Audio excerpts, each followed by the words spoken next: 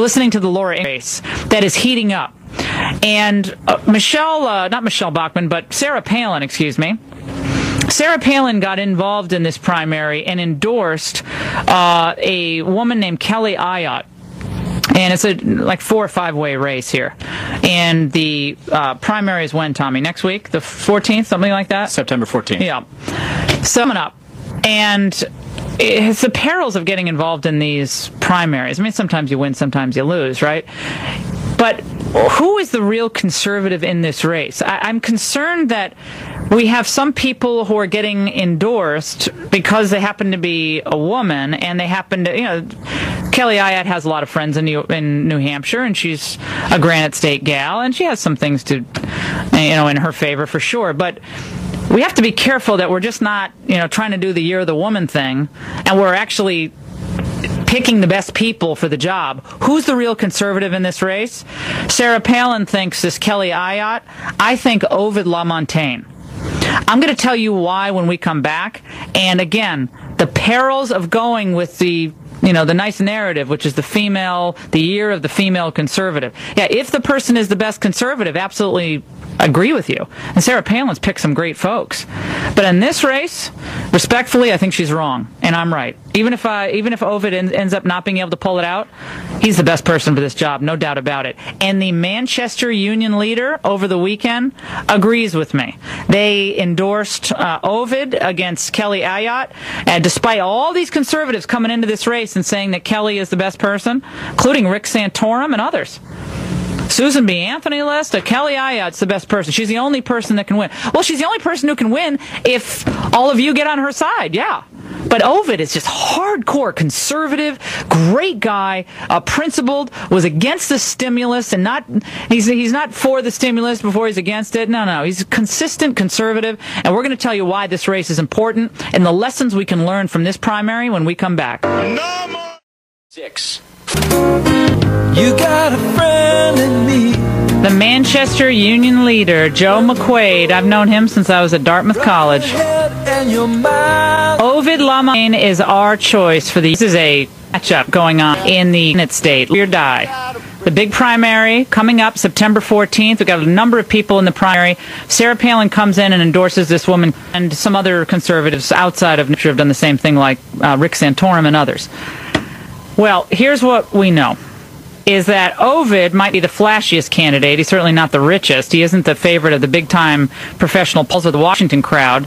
But Ovide is just as smart as a whip, honest, hard-working son of New Hampshire, who says what he believes. What he believes, according to the union leader, to stiction from our economic ruin. He'll stick to it come hell or high water. We've been impressed by the number of grassroots conservatives backing Ovide. They're not the best-known prominent Republicans, but guess what? They're the people who don't compromise on principle because they think it's going to help them get elected. The people backing Ovide have been in the trenches for conservative causes and principles. They know their man and consider him by far the most capable person to make the tough choices needed at a crucial time for our country. They know he can win in November. We agree. We hope you will too. Now, this is all by way of saying that, look, Kelly Ayotte is not to demonize her, to make her the devil or anything, but again, principled, consistent conservatives. Kelly Ayotte, who says she's this pro-life crusader, why is it that when she's asked by a reporter about Sonia Sotomayor at this Rochester 9/12 debate, why is it that when she's asked, will she vote Sonia Sotomayor, she says, I don't agree with everything that she said, I have some problems, but... If you look at her record overall in terms of the qualifications, having been a circuit court judge, and I think the role of a senator is to look at someone's qualifications, that, I think that I would have approved her. I think I would have approved her.